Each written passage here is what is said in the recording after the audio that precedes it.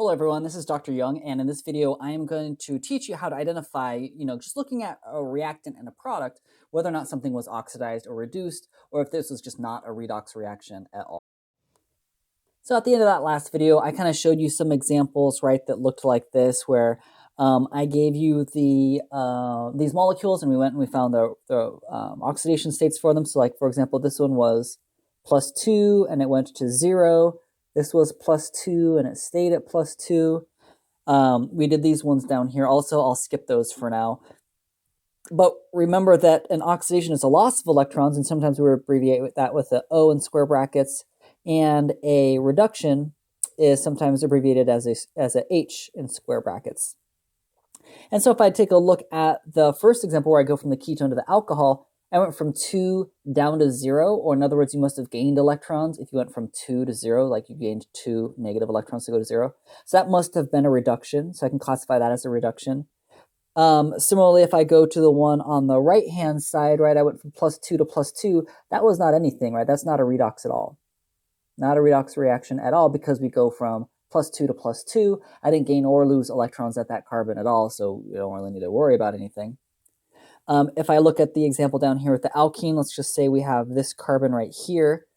We said that that carbon was overall a -1 because it just has one H on it, and then the rest of the 3 are carbons. But this one here is a -2 because it has 2 carbons and 2 H's on it, and those H's are less electronegative, so hence you get the -2 charge. Just looking at that one, right, going from -1 to -2 means that it must have been oxidized, right, because we lost, wait, is that right? -2. Oh yeah, no, that it was reduced, sorry. I was like, no, that's a reduction. Yeah, because we went from -1 to -2, so that also must have been an oxidation, right? You must have lost an electron, 1 electron, to go from -1 to -2. And then for this last one, I forget what we put here, but this last one would have been an oxidation also. You can double check that one. Now for this last one, I didn't even put the charges on here. I can just glance at this and be like, oh, an oxidation, clearly an oxidation. And probably a lot of you can too, because you may notice that there's more oxygens attached to this nitrogen now, which is, again, where the term oxidation sort of originally came from, was what people started to notice that things gained bonds to oxygen. They started calling it oxidizing. And that general process of losing electrons became what's known as oxidation. So let's take a look at how we can do this in a different sort of way.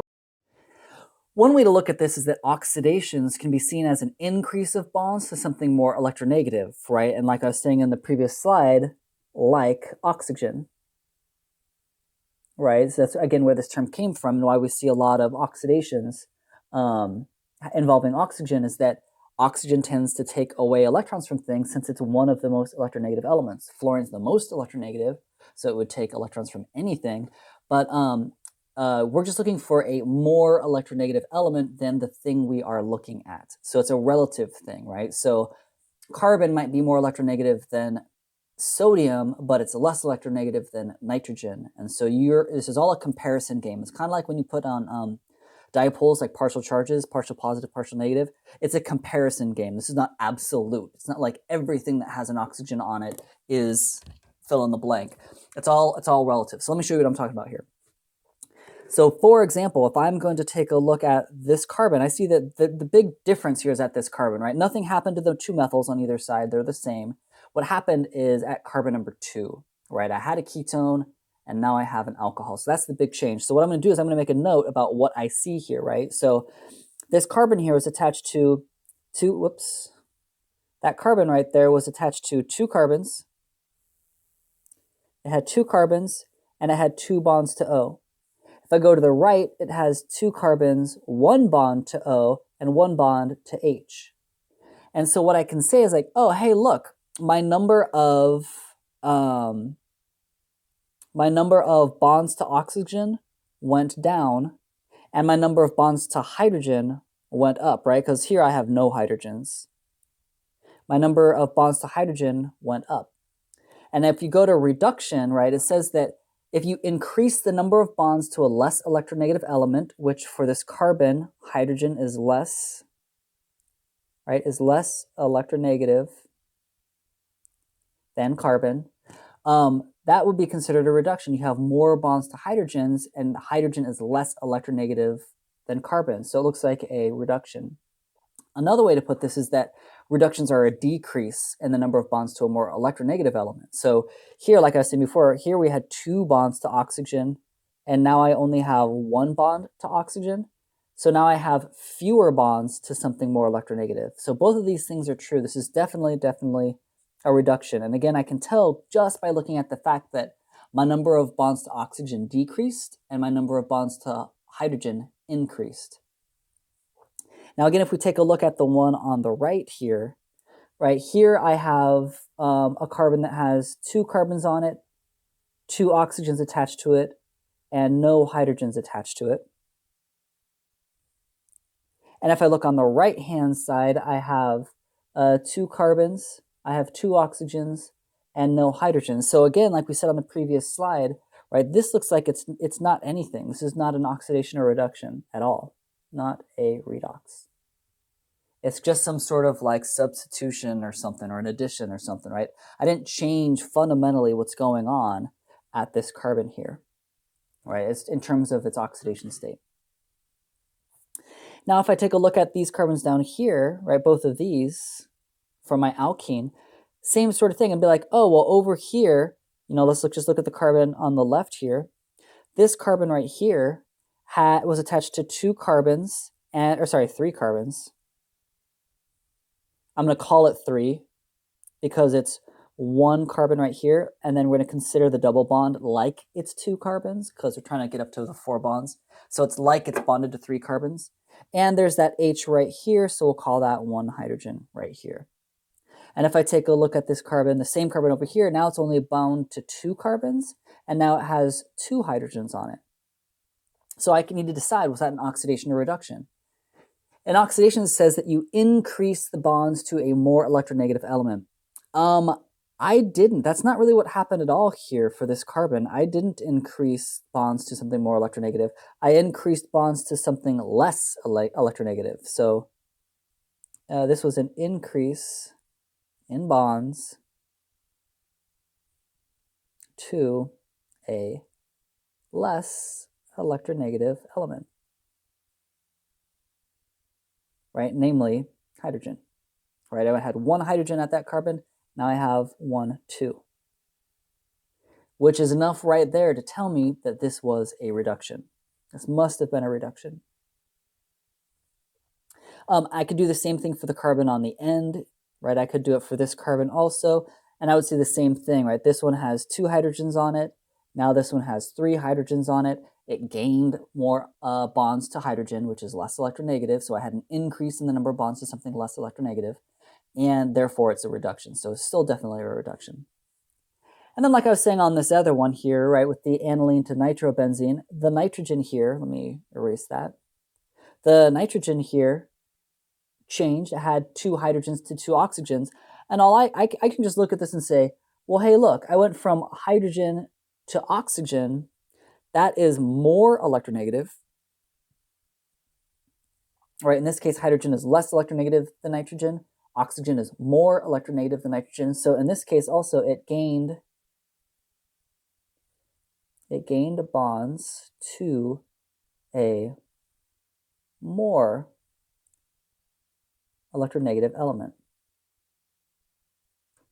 Or in other words, this was an oxidation. This was an oxidation. So we're going to use those general rules here on a couple more examples, just to make sure that this makes sense. So we can just glance at a molecule. You'll notice that I didn't calculate any oxidation numbers for anything. I just looked at where the molecule changed and tried to figure out, did we get more bonds or fewer bonds to something more electronegative? That was basically it. So let's take a look at these 4 examples and decide if these 4 reactions are oxidations or reductions here.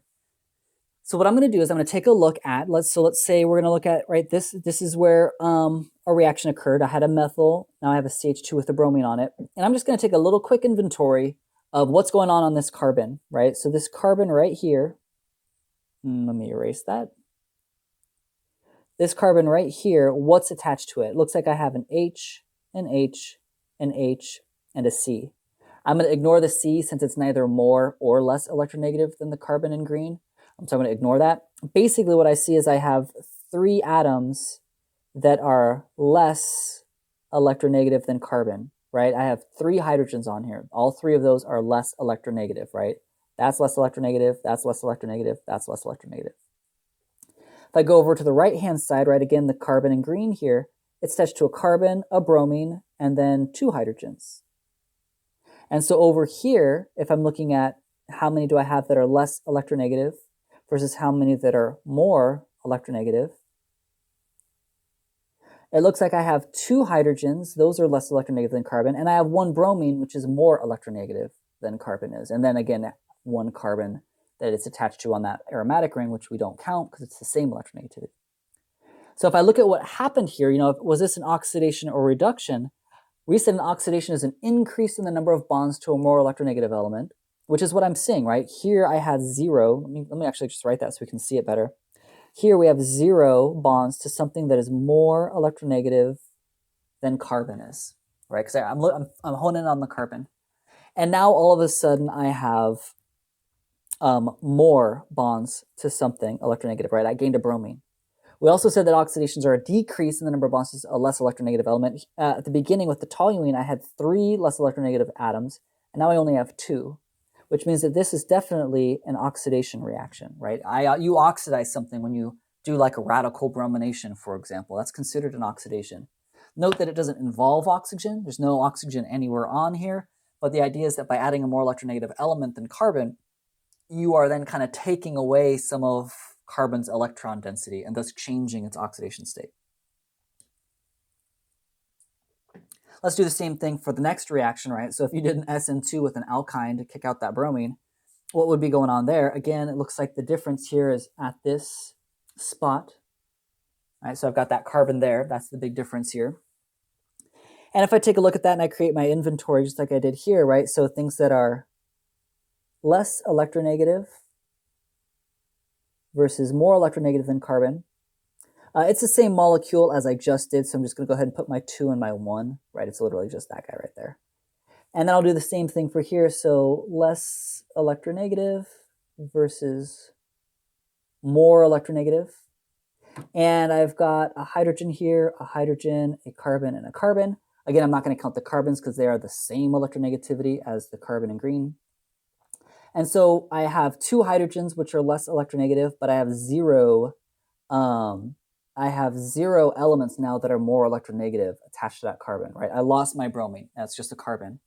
So the big difference here is that all that really happened is now I have fewer bonds to something more electronegative, which is what this is saying right here, right? This is saying that you have a decrease in the number of bonds to a more electronegative element.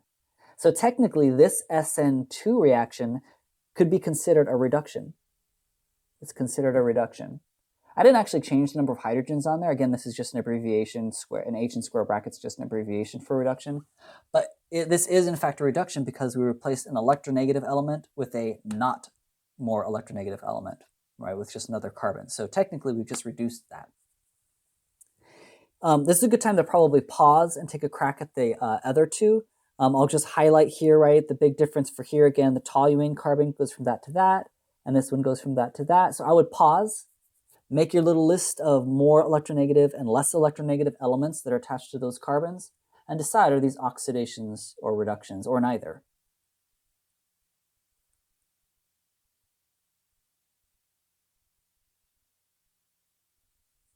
So hopefully you took a crack at those. Again, I'll make my same little chart. Less electronegative, more electronegative. So this carbon here has 1, 2, 3 hydrogens attached to it. It's attached to that carbon over there. So it looks like I just have 3 things that are less electronegative and nothing that is more electronegative than carbon attached to that green spot. If I go to the right-hand side, again, I'll put less electronegative,